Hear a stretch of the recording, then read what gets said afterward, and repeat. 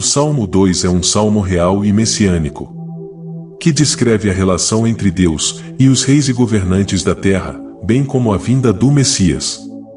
É composto por 4 partes principais, cada uma com um propósito específico. Os governantes da terra conspiram contra Deus e contra seu ungido. Deus zomba dos planos dos governantes e declara que seu ungido será entronizado no Monte Sião. O Messias fala em primeira pessoa, declarando que Deus o ungiu como rei sobre a terra, e que ele receberá as nações como herança. O Salmo conclui com um chamado aos reis e governantes da terra, para que se rendam ao Messias e o sirvam com temor e tremor. O Salmo começa com os governantes da terra conspirando contra Deus e contra seu ungido. Isso pode ser entendido como uma referência à arrogância dos reis e governantes que buscam governar de forma autônoma e independente de Deus. No entanto, Deus zomba desses planos, afirmando que seu ungido será entronizado no Monte Sião. A referência ao Monte Sião é significativa, pois é o lugar onde o templo de Deus foi construído em Jerusalém, e era considerado o lugar da habitação de Deus na terra. É também um símbolo da justiça e do governo divino sobre a terra. Nesse sentido, a entronização do ungido de Deus no Monte Sião representa a vitória de Deus sobre os governantes rebeldes da terra. Na terceira parte do Salmo, o Messias fala em primeira pessoa, declarando que Deus ungiu como rei sobre a terra. A palavra ungido aqui é traduzida do hebraico Messias, que significa o escolhido. Isso se refere ao papel do Messias como o escolhido de Deus para governar a terra e estabelecer seu reino de justiça e paz.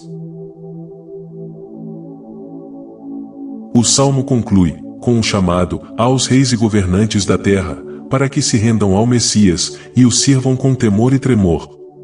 Esse chamado é um convite à submissão a Deus e à sua vontade soberana, representada pelo Messias.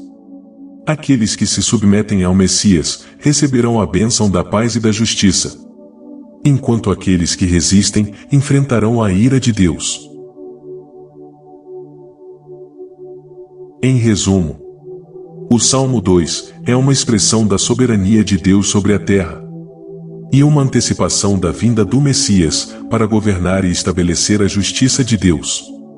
Ele ensina que a rebelião contra Deus e sua vontade é fútil, e que a submissão a Deus e ao seu ungido é o caminho para a bênção e a paz.